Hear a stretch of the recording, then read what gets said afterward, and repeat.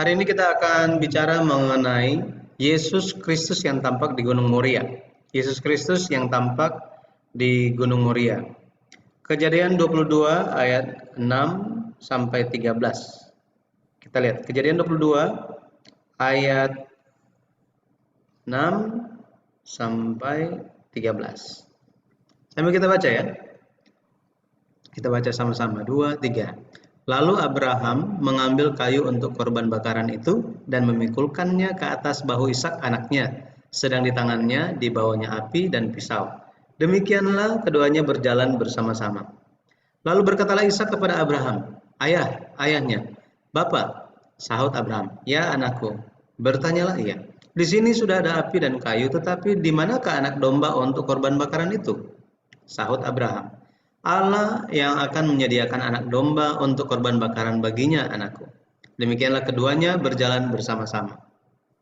Sampailah mereka ke tempat yang dikatakan Allah kepadanya.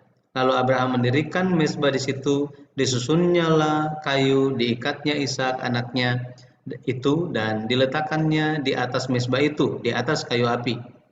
Sesudah itu Abraham mengelurkan tangannya lalu mengambil pisau untuk menyembelih anaknya. Tetapi berserulah malaikat Tuhan dari langit kepadanya, Abraham, Abraham. Sahutnya, ya Tuhan. Lalu ia berfirman, jangan bunuh anak itu dan jangan kau apa-apakan dia. Sebab telah kuketahui sekarang bahwa engkau takut akan Allah dan engkau tidak segan-segan untuk menyerahkan anakmu yang tunggal kepadaku. Lalu Abraham menoleh dan melihat seekor domba jantan di belakangnya, yang tanduknya tersangkut dalam belukar. Abraham mengambil domba itu, lalu mengorbankannya sebagai korban bakaran, pengganti anaknya. Jadi kita telah baca firman Tuhan di Kejadian 22 ayat 6 sampai 13. Lewat peristiwa ini kita akan melihat bersama-sama bagaimana rencana penebusan Allah, rencana untuk mengutus Yesus Kristus melaksanakan pekerjaan penebusan itu sudah digambarkan lewat Perjanjian Lama. Kalau kita lihat di Yohanes 5 ayat 39. Yohanes 5 ayat 39 di situ dikatakan kamu menyelidiki kitab-kitab suci sebab kamu menyangka bahwa olehnya kamu mempunyai hidup yang kekal. Tetapi walaupun kitab-kitab suci itu memberi kesaksian tentang aku. Ya, sebenarnya bagian kedua ini langsung nggak ada walaupun, langsung dibilang tetapi kitab-kitab suci itu memberi kesaksian tentang aku. Banyak terjemahan lainnya juga, yang versi lainnya kata walaupun tidak ada di situ. Jadi kitab suci itu bersaksi tentang Yesus Kristus. Kalau kita baca Lukas 24 ayat 27, ayat 44, Ibrani 1 ayat 1 sampai 3, ini menyatakan bahwa kitab suci bersaksi tentang Yesus. Maka jika Alkitab merupakan kitab yang berisi sejarah penebusan, Yesus dia adalah pusat dari sejarah penebusan. Yesus adalah pusat sejarah penebusan. Makanya ketika kita membaca Alkitab Perjanjian Lama, kita perlu menemukan Yesus di situ. Perlu menemukan apa? Siapa? Yesus. Dalam Alkitab kalau kita lihat, Yesus menggunakan prinsip penafsiran ini. Apa prinsip penafsiran Yesus? Yesus sering bilang begini, ada tertulis tentang aku dalam kitab-kitab suci. Yesus sering bicara seperti ini, ada tertulis tentang aku dalam kitab-kitab suci. Atau para nabi bernubuat dalam pelbagai hal tentang Kristus. Ini Ibrani 1 ayat 1 sampai 3. Para rasul pun menjelaskan Yesus sebagai juru selamat dari mana? Dari kitab-kitab suci. Nah, jadi kita bisa lihat perbandingannya di zaman Yesus dan di zaman sekarang, dunia teologi itu dilanda badai yang sangat besar. Dunia teologi ya, khususnya ini bagian akademis gitu ya, sekolah-sekolah teologi. Kenapa? Karena mereka melihat teologi itu sebagai filsafat, bagian dari filsafat. Makanya STT bukan ada beberapa STT itu sudah ganti nama. Sudah bukan lagi Sekolah Tinggi Alkitab, tetapi Sekolah Tinggi Ilmu Filsafat Teologia. Ini Sekolah Tinggi Ilmu Filsafat Teologia. Jadi teologia itu hanyalah bagian dari filsafat. Ini yang dikatakan.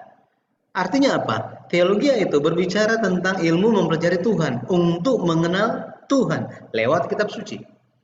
Tetapi dunia teologi sekarang ini banyak yang sudah bikin sama aja mereka, menurut mereka.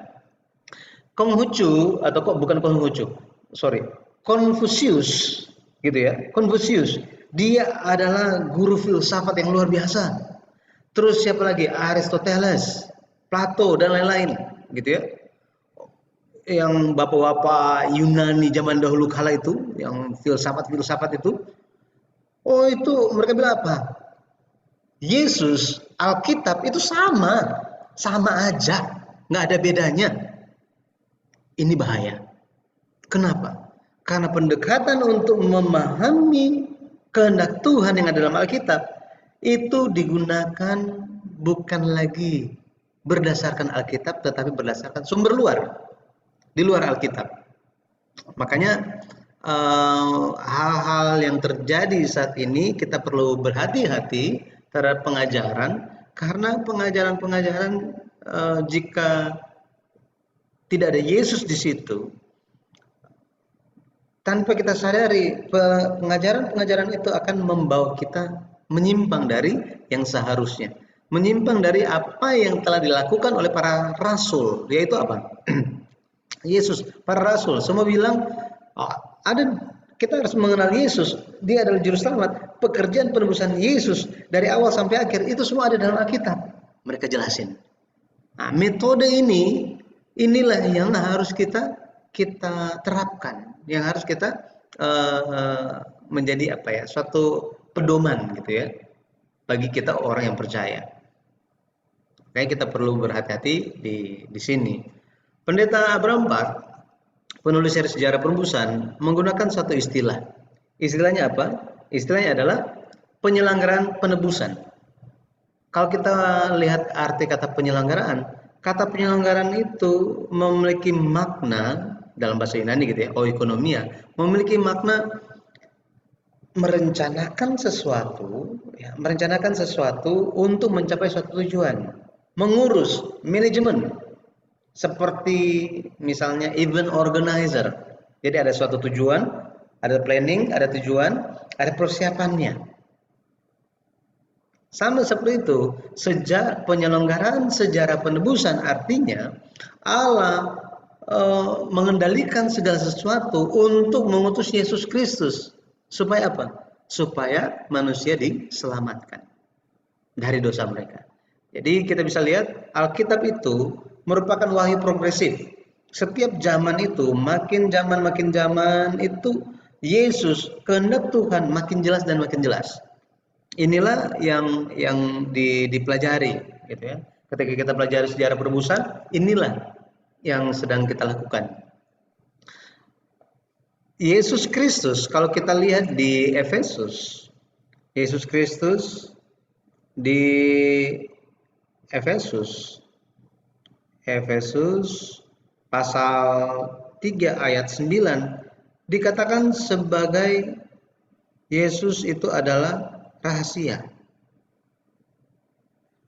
atau misteri Allah. Misteri Allah ini apa? Sudah tersembunyi, yang tersembunyi dari abad ke abad, dari abad ke abad. Yesus yang kita percaya itu merupakan suatu misteri, satu rahasia. Itu sebabnya kita perlu mengetahui rahasia ini. Ya. Hari ini kita akan lihat salah satu bagian, yaitu mengenai Ishak yang di Gunung Moria. bahwa hal tersebut pun bersaksi tentang pekerjaan Yesus Kristus. Kita mungkin sudah pernah dengar mengenai tema ini, tetapi coba kita lihat sekali lagi dari sudut pandang sejarah penebusan. Yang pertama, Ishak, dia dikatakan sebagai anak tunggal. Anak tunggal. Yesus, dia adalah anak tunggal Bapa. Anak tunggal Bapa. Kalau kita lihat di Kejadian 22 ayat 2, ayat 12, ayat 16, Tuhan bilang, Abraham, persembahkanlah anakmu yang tunggal. Di sini, anakmu yang tunggal. Kata tunggal di sini dalam bahasa Ibrani, Yahid. Yahid artinya satu-satunya, hanya satu atau tunggal. Jadi secara spesifik bicara tentang ini, dideskripsikan Ishak hanya satu-satunya anak dari Abraham. Sedangkan tentang Yesus Kristus, kalau kita lihat di Ibrani 11 ayat 17, Ibrani 11 ayat 17 dikatakan Yesus adalah anak yang tunggal juga. Ya, anaknya yang tunggal. Kalau kita lihat kata tunggal di situ dalam bahasa Ibrani, kata tunggal yang muncul di Ibrani 11 ayatnya yang ke 17. Ibrani 11 ayat 17 ini masih berbicara tentang Ishak ya. Ishak.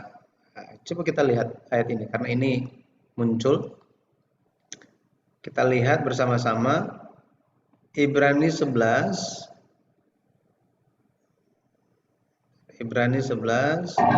ayat yang ke-17. Jadi bicara tentang Ishak. Ya. Sini ayat 17. Karena iman maka Abraham tak kala ia dicobai mempersembahkan Ishak. Ia yang rela menerima janji itu, rela mempersembahkan anaknya yang tunggal. Nah, di sini muncul kata tunggal. Ini masih bicara tentang Ishak ya. Tunggal. Kata tunggal di sini adalah monogenes, artinya satu-satunya yang dilahirkan. Tunggal atau unik. Ini arti katanya. Yesus dijelaskan di Yohanes 1 ayat 14, Yohanes 3 ayat 16, 1 Yohanes 4 ayat 9. Yesus adalah anak tunggal Bapa. Mari kita lihat salah satunya gitu. 1 Yohanes 4 ayat 9. 1 Yohanes 4 ayat yang ke-9. 1 Yohanes 4 ayatnya yang ke-9 dikatakan, dalam hal inilah kasih Allah dinyatakan di tengah-tengah kita, yaitu bahwa Allah telah mengutus anaknya yang tunggal ke dalam dunia supaya kita hidup olehnya. Jadi digambarkan Yesus sebagai anak tunggal Bapa. Tetapi anak tunggal Bapa ini mati di atas kayu salib untuk menebus dosa manusia. Menebus dosa manusia. Ya. Maka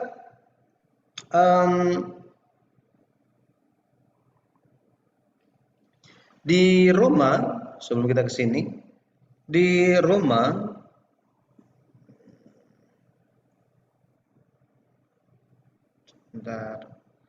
di Roma 5 ayat 10, kalau kita lihat anak tunggal Bapa ini mati di atas kayu salib untuk kita.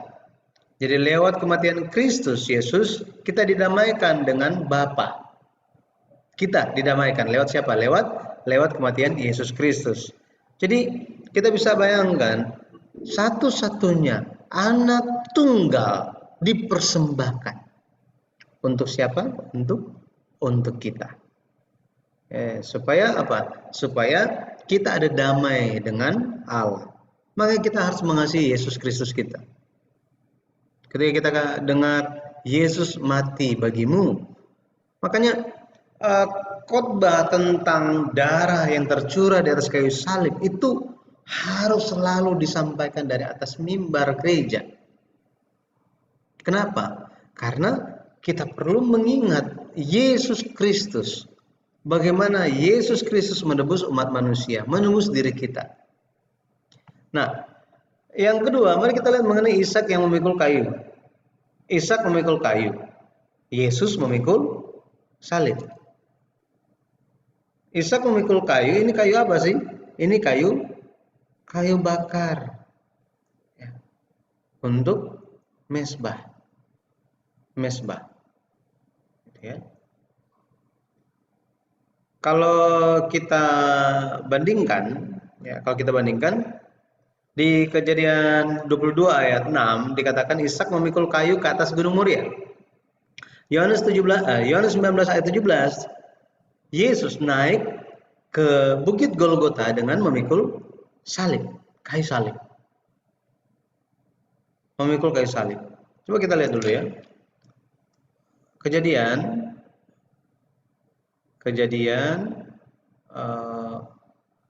22 ayat yang ke-6. Kejadian 22 ayat yang ke-6 dikatakan, lalu Abraham mengambil kayu untuk korban bakaran itu dan memikulkannya ke atas bahu Ishak anaknya. Kemudian kita lihat, coba kita lihat Yohanes 19 ayat yang ke-17. Dikatakan di sini, sambil memikul salibnya, ia pergi keluar ke tempat yang bernama tempat tengkorak dalam bahasa Ibrani, Golgota. Maka ketika kita lihat hal ini, Ishak yang memikul kayu bakar ini, kayu untuk korban bakaran, menggambarkan Yesus yang memikul salib. Yesus, dia menderita, dia melakukan hal ini dan dia menderita, terjadinya kapan? Itu terjadinya pada hari Paskah kan? Hari Paskah, tanggal 14 atau hari ke-14 bulan pertama. Nanti bisa lihat di 1 Korintus 5 ayat 7, Yohanes 1 ayat 29. Yesus adalah anak domba Paskah, anak domba Allah. Ishak kalau kita lihat, dia bagaimana dia menggambarkan Yesus Kristus? Dia lahir pada tanggal 14 bulan 1. Ada yang tahu nggak ini dapat dari mana tanggal ini? Dapat dari mana tanggal ini? Ya, nanti kita bahas di kesempatan yang lain ya. Dapat dari mana ini? Kejadian 18, ini referensinya. 18 ayat 10 dan ayat 14. Baik. Berikutnya, hal yang ketiga yang akan kita lihat. Ishak naik ke Gunung Moria, Yesus naik ke Yerusalem. Ya, Yerusalem. Kalau kita melihat Gunung Moria, kenapa dikatakan bahwa Allah memilih Gunung Moria ini? Ya, Gunung Moria ini. Dari 2011 nggak pindah loh, saya beli kok. Oh iya benar, berarti yang dulu ya. Saya sudah nggak kontrak lagi. Iya, kamu yang ngaku itu kayaknya. Tahu sama tim. Iya. Yang katanya kamu bilang kamu mau beli lagi yang di sebelahnya itu yang mau dijual. Saya nggak tahu ini yang mana. Ternyata udah bayar Ramadan. Kan saya mau disegel, mau saya beli. Oh, silent saja semua, Oke. Sudah. Jadi kalau kita lihat mengenai Gunung Moria, ini merupakan tempat yang dipilih Allah. Tempat yang dipilih Allah.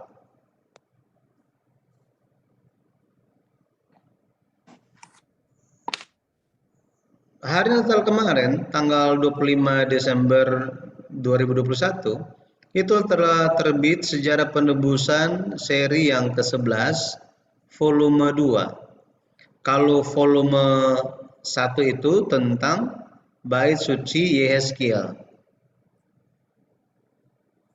Kita pernah belajar nggak mengenai ini? Kemudian, volume yang kedua ini mengenai Bait Suci Zerubabel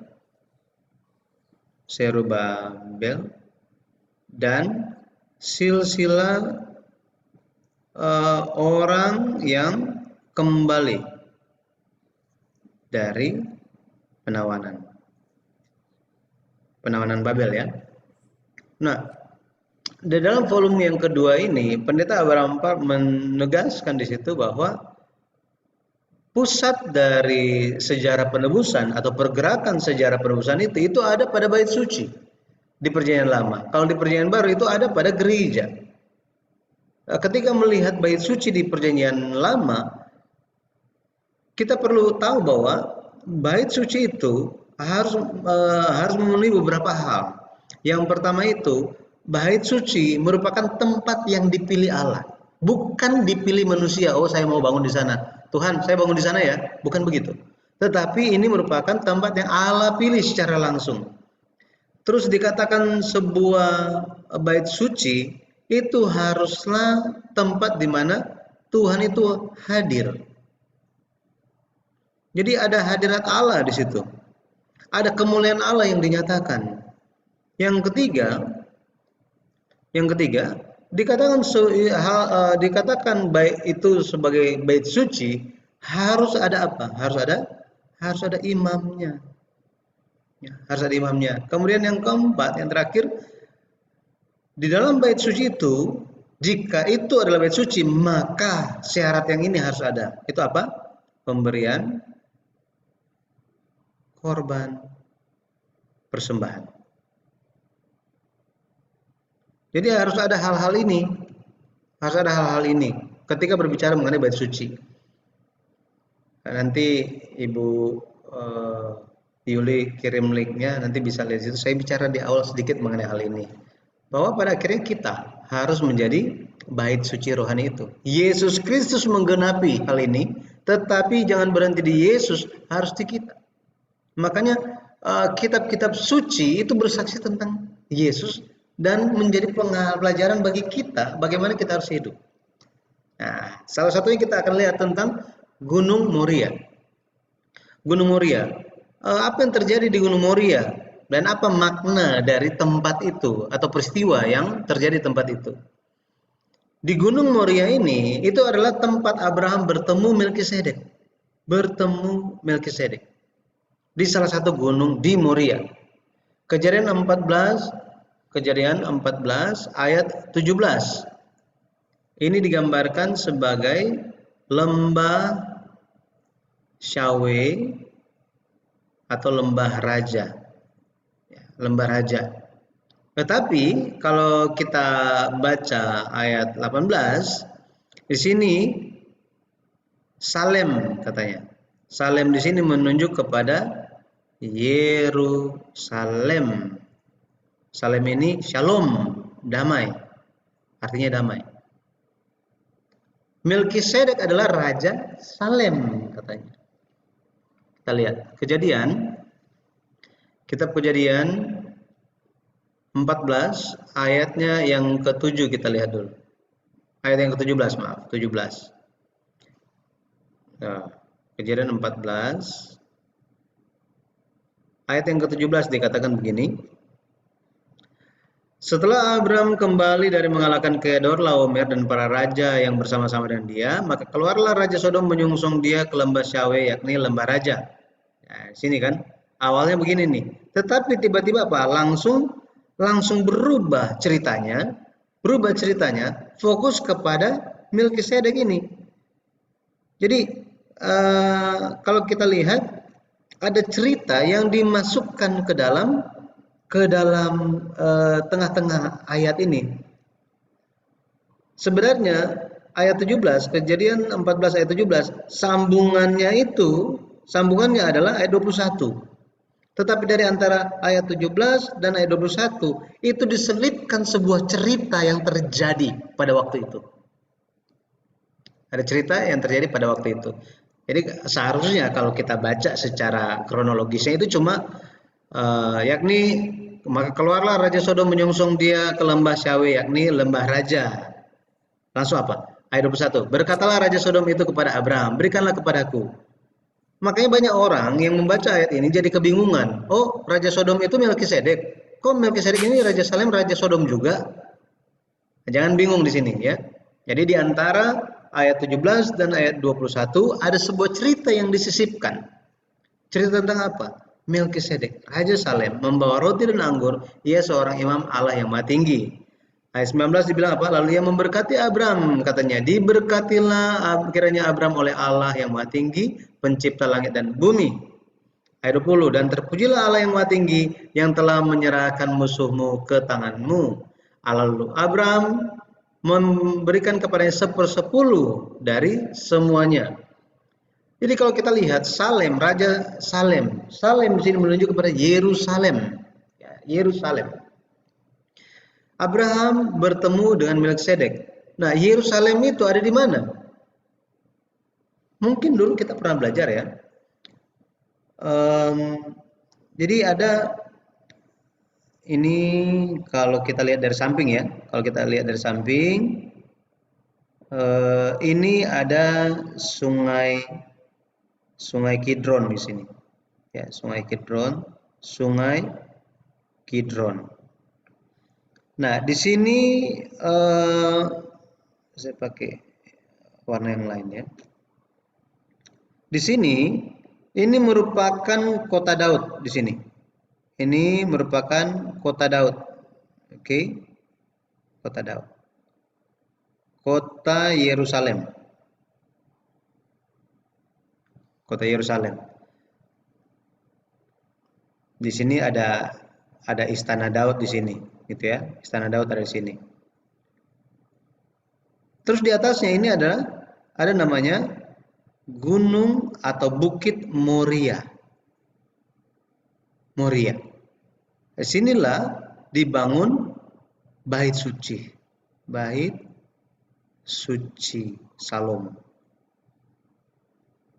Jadi Abraham bertemu dengan Melkisedek Raja Salem di mana? Di sini.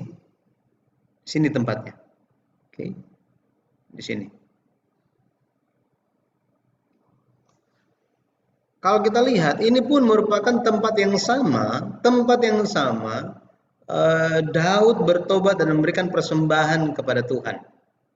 Ini tempat yang sama. Daud bertobat. 2 Tawarik 3 ayat 1, 2 Samuel 24 ayat 25 dan 1 Tawarik 22 ayat 1. Ini tempat yang sama. Maka kita bisa melihat ada hal-hal yang terjadi di sini. Pertama, Abraham bertemu dengan Melkisedek. Ini orang yang sangat misterius. Dikatakan dia adalah imam Allah yang maha tinggi. Bayangkan imam di zaman itu nggak ada namanya imam. Baru muncul pertama kali di sini imam Melkisedek, Raja Salem. Dia juga adalah seorang imam. Abraham bertemu dengan dia, memberikan persepuluhan. Abraham menerima roti dan anggur. Kemudian ini pun merupakan tempat Daud bertobat. Daud bertobat.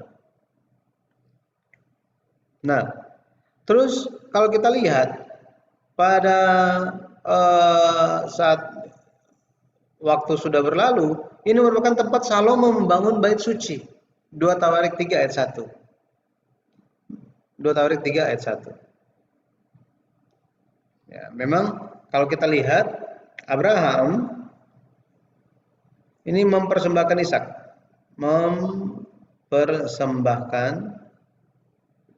Ishak, di mana? Di Gunung Moria. Makanya kita bisa melihat mengenai iman Abraham. Iman Abraham. Di atas fondasi iman Abraham, pertobatan Daud, bait suci Salomo dibangun. 2 Tawarik 3 ayat 1. Lebih lagi ini merupakan tempat di mana Yesus disalib. Tempat di mana Yesus disalib. Yohanes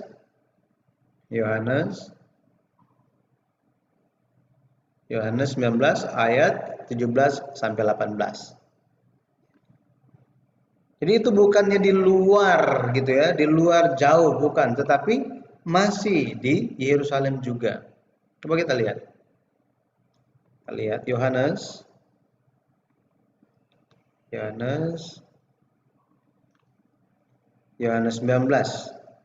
ayat yang ke-17 dan 18. Saya baca.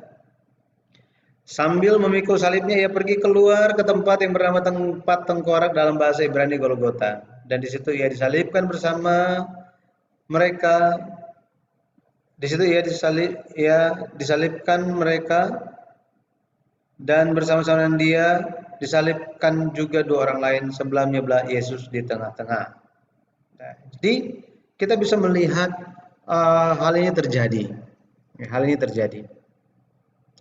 Yesus bukannya pergi, dia berkorban, dia menebus umat manusia, bukannya pergi ke tempat yang berbeda, tetapi pergi ke tempat yang telah ditentukan.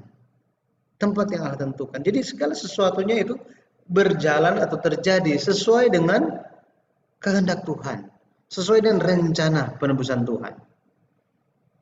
Jadi kita bisa lihat tempat-tempat ini, gitu ya, tempat-tempat ini. Kalau kita coba perhatikan di Kejadian 22, di Kejadian 22 ayatnya yang kedua dibilang apa? Firman-Nya, ambillah anakmu yang tunggal itu yang engkau kasihi, yakni Ishak, pergilah ke tanah Moria dan persembahkanlah dia di sana sebagai korban bakaran pada salah satu gunung yang akan kukatakan kepadamu. Maka tentang tanah Moria ini bukanlah suatu tempat yang Abraham nggak tahu. Abraham pernah ke sana. Di mana itu? Di Kejadian 14 kan ditulis tadi. Bertemu dengan siapa dia di sana? Dengan Melkisedek, Raja Salem. Jadi Abraham pergi ke tempat dulu dia pernah ke sana. Dia bertemu dengan Melkisedek.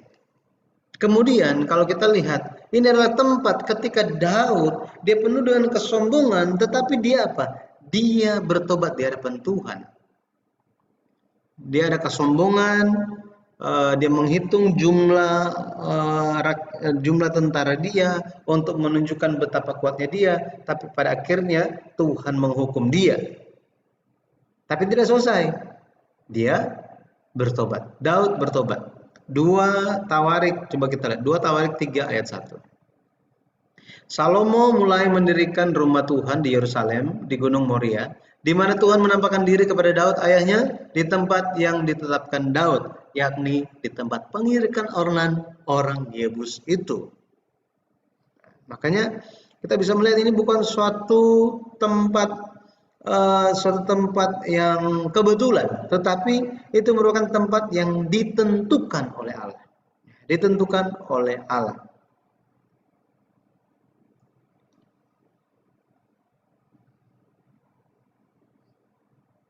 Jadi pada akhirnya kita bisa lihat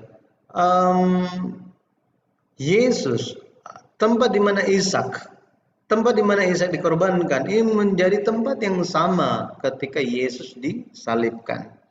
Makanya lewat hal ini memberikan kita sebuah keyakinan, Yesus Kristus adalah Dia yang dijanjikan. Golgota itu adalah tempat tengkorak, tempat untuk orang mati. Tetapi bukan kita yang mati. Yesus yang mati menggantikan kita. Di mana? Di sana. Jadi kita harusnya ada di tempat orang yang mati, tetapi kita dipindahkan ke hidup. Dipindahkan ke hidup. Saya ada teringat satu ayat mengenai hal ini. Kalau tidak salah itu ada di kitab Yohanes.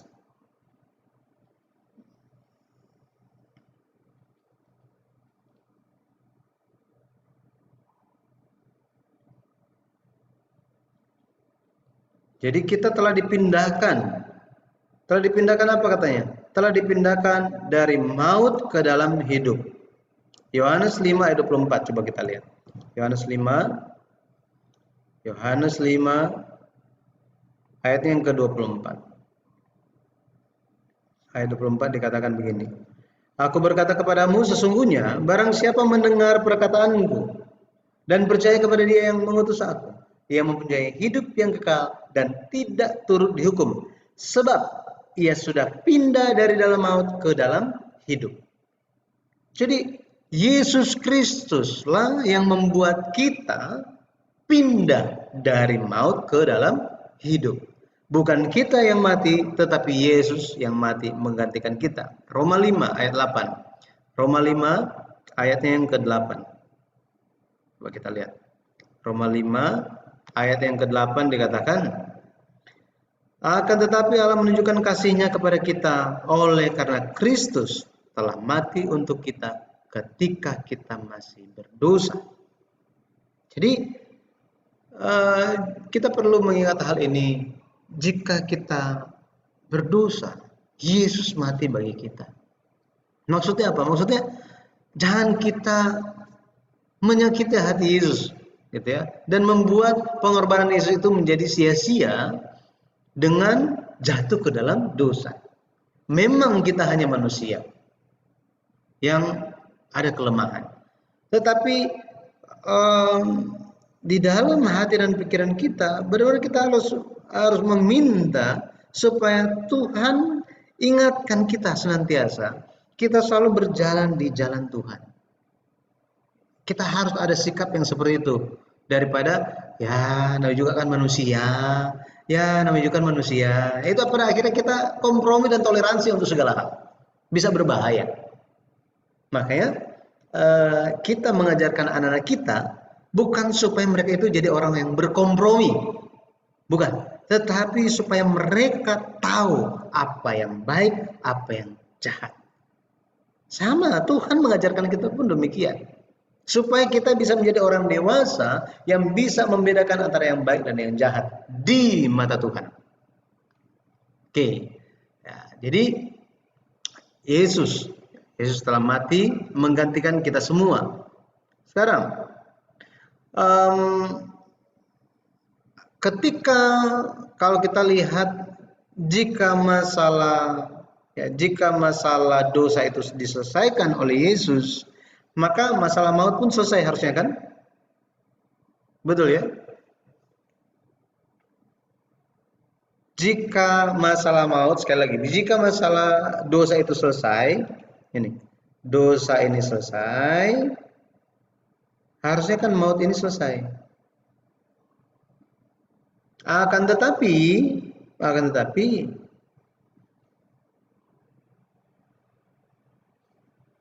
dosa masih ada terjadi sampai hari ini dan maut pun masih terjadi. Gara-gara apa? Gara-gara ada keinginan daging. Keinginan daging. Makanya Rasul Paulus menasihatkan kita untuk apa? Memiliki keinginan atau pikiran roh. Pikiran roh, mendambakan hal-hal rohani. Yesus menyelesaikan masalah maut ini. Itu sebabnya meskipun secara tubuh jasmani ini masih mati, betul ya? Masih mengalami mati, tetapi ada pengharapan. Pengharapan apa? Ada pekerjaan hidup. Apa itu? Kebangkitan. Bagi siapa? Bagi yang mati dalam Kristus. Artinya percaya kepada Kristus, tetapi apa? Akan hidup kembali lewat kebangkitan. Tetapi tidak berhenti di sini. Firman Tuhan berkata, tetapi kalian yang masih hidup dan kalian percaya kepadaku, kalian apa? Tidak mati selamanya. Ini bicara tentang apa? Tentang ubah, transfiguration, hidup kekal. Hidup kekal. Itu sebabnya jika hari ini semua ini dimulai lewat apa? Lewat darah Yesus di atas kayu salib. Jika kita senantiasa memiliki Yesus di dalam hati kita, memiliki darah Yesus dalam hati kita. Kita telah belajar dulu. Darah. Di dalam darah itu ada apa? Ada hidup. Ada roh. Ada hati. Ada kehendak. Betul ya? Ada kehendak. Di dalam firman ada hidup. Ada roh. Roh Tuhan, ya. Yohanes 6 ayat 63. Kemudian Yohanes 4 ayat yang ke-24. Ya, ini ya, kita pernah belajar mengenai hal ini gitu ya. Jadi jika firman ada di dalam kita, maka ada pekerjaan hidup yang terpancar di dalam kehidupan kita setiap hari. Kita perlu senantiasa diingatkan mengenai hal ini. Oke? Jadi pada akhirnya kesimpulannya, setelah Ishak dipersembahkan, Alkitab langsung menyorot kepada suatu peristiwa. Peristiwa apa? Ishak menikah. Bukan Ishak menikah. Sebelum menikah, langsung bicara tentang istri. Istri Ishak, Ribka. Coba kita lihat. Secara urutan pencatatan. Coba kita lihat ya mengenai hal ini. Kejadian 22 itu kan nih kepercayaan Abraham diuji. Pada akhirnya Ishak dikorbankan kan? Ini.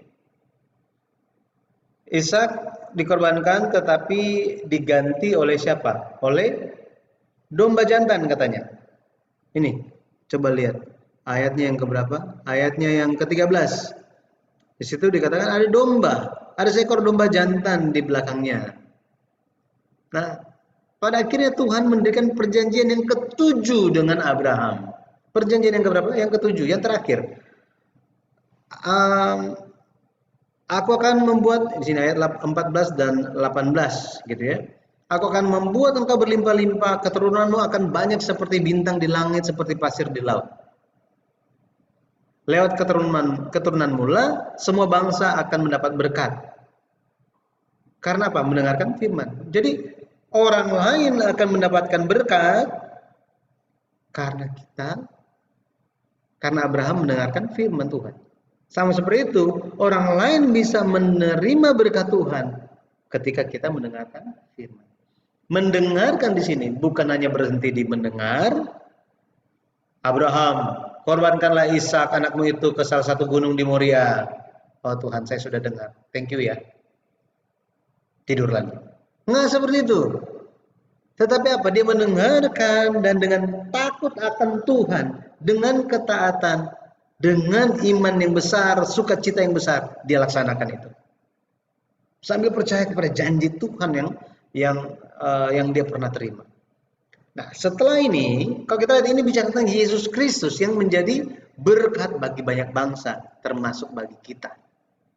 Setelah peristiwa Ishak ini, dikatakan apa?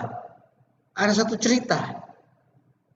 Cerita tentang siapa? Tentang keturunan Nahor. Keturunan Nahor ini pada akhirnya untuk memperkenalkan siapa? Untuk memperkenalkan satu orang yang namanya Ribka. Ini nih. Ada sini ayat 23. Jadi Nahor ada banyak anak. Ya, ada banyak anak. Setelah itu apa? Nahor ini dapat anak. Salah satunya Betuel. Betuel ini dapat anak namanya Ribka.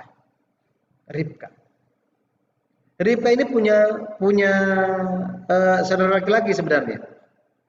Tahu siapa? Ada ibu-ibu yang tahu?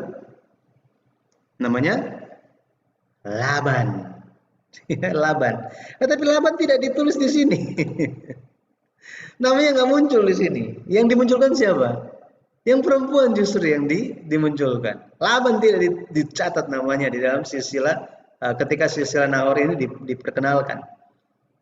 Yang diperkenalkan adalah Ribka. Ya, jadi setelah bicara mengenai Ishak, ya, kejadian 22 ini bicara mengenai Ishak, penutupnya adalah keturunan Nahor. Kenapa? Untuk memperkenalkan Ribka. Makna sejarah penebusannya apa? Arti nama Ribka, kalau kita lihat, arti nama Ribka itu adalah tali, pengait, ya, untuk mengikat atau pengait, ya, pengait. Pada akhirnya, kalau kita lihat, ini kan silsilahnya Abraham. Abraham, ini Nahor. Ada kakak mereka yang namanya Haran. Cuma Haran ini sudah mati. Ya, Haran ini keturunan dia ini Lot. Tahu ya? Lot. Nanti Lot ini ada Moab, keturunan Moab. Nah ini keturunan dari Haran. Nah Abraham ini bicara tentang umat perjanjian. Umat perjanjian. Oke. Karena Tuhan ada dengan Abraham, orang yang dipilih. Kemudian ada Ishak. Dan pada akhirnya ini akan terus sampai kepada siapa? Kepada Yesus Kristus. Ini kalau kita baca di Matius pasal 1 ayat 1. Nahor ini merupakan umat yang tidak percaya. Mereka hanya percaya kepada kayak Tuhan ada, tetapi ya bukan hanya Tuhan itu saja, ada juga Tuhan yang lain. Tetapi dari Nahor ini dikatakan ada Betuel dan ada Ribka. Pada akhirnya Ribka ini masuk ke dalam silsilah umat perjanjian. Keluarga umat perjanjian yang percaya kepada Allah. Terus ngapain? Pada akhirnya Ribka ini berfungsi untuk mengaitkan umat yang tidak percaya bisa masuk ke dalam silsilah umat perjanjian. Lewat siapa? Lewat Ribka. Ribka ini menikah dengan siapa? Dengan Ishak. Kita sementara lihat ini makna rohaninya ya. Makna sejarah perusahaannya apa? Ishak menggambarkan Yesus Kristus. Kemudian kita seharusnya kena hukuman. Ini kita. Saya. Betul ya? Tetapi karena kita menjadi satu dengan Kristus, di belakang sini ada siapa? Ada keluarga yang belum percaya, yang belum taat, imannya angin-anginan. Terus ada apa? Orang-orang sekitar. Mereka ini pada akhirnya bisa masuk ke dalam silsilah umat perjanjian. Lewat siapa? Lewat saya ini. Makanya posisi ibu-ibu sangat-sangat penting, sangat-sangat berharga. Ya, sangat-sangat berharga. Kita baca Efesus 3.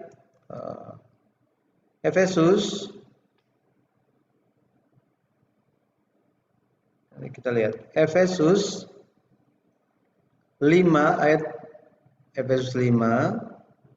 Kita akan lihat ayat 31 sampai 32. 31 sampai 32. Dikatakan begini, sebab itu laki-laki akan meninggalkan ayahnya dan ibunya dan bersatu dengan istrinya, sehingga keduanya itu menjadi satu daging. Rahasia ini besar, tetapi aku maksudkan ialah hubungan Kristus dan jemaat. Hubungan Kristus dan jemaat. Ribka, dia diutus gitu ya. Dia diutus ke rumahnya siapa? Ke rumahnya Ishak kan? Ke rumahnya Ishak. Tetapi pada akhirnya dia di sana menjadi pengait, menjadi pengait. Kita bisa memahami bahwa pada akhirnya Ribka ini kan dia ada nanti dapat anak kan? Sini ada Yakub, kemudian Yakub ini ada Lea, Rahel, memang ada dua juga gitu ya, ada Bilha, kemudian Zilpa. Nah, lewat Yakub, Lea, Rahel, dari keluarga mereka gitu ya, ada 12 suku membentuk Israel, bangsa Israel. Di kemudian hari pada akhirnya kita bisa memahami Ribka di sini menunjuk kepada gereja. Kita harus menjadi gereja mempelai wanita, istri sejati Dan Yesus Kristus adalah suami sejati. Makanya ketika dikatakan berkat diberikan bagi Ribka, itu berkatnya itu seperti apa? Kejadian 24 kita lihat. Kejadian 24 ayatnya yang ke-60. Kejadian 24 ayat 60. Ya, ayat 60 dikatakan begini. Dan mereka memberkati Ribka. Kata mereka kepadanya, saudara kami, moga-moga engkau menjadi beribu-ribu laksa dan moga-moga keturunanmu menduduki kota-kota musuhnya. Jadi akan ada pekerjaan besar yang dilakukan oleh Ribka. Betul ya? Akan ada pekerjaan besar yang terjadi lewat Ribka. Dan di kemudian hari lewat 12 suku ini ya, menjadi 12 anak 12 suku Israel menjadi bangsa Israel. Makanya pekerjaan Ribka ini merupakan pekerjaan kita semua di hari akhir. Kita perlu membawa banyak orang untuk memperkenalkan mereka kepada Kristus. Ya, kepada Kristus. Pada akhirnya akan ada banyak orang yang datang ke hadapan Kristus. Lewat siapa? Lewat kita semua. Saya berdoa dalam nama Tuhan Yesus Kristus, kita bisa menjadi kaitan, pengait yang membawa banyak orang ke hadapan Kristus. Ya, sehingga apapun yang kita lakukan, Tuhan akan menyertai hidup kita karena kita menjalankannya untuk menggenapi kehendak Tuhan. Sampai di sini kita belajar, nanti kita sambung dalam tema berikutnya. Ada yang mau bertanya sampai di sini?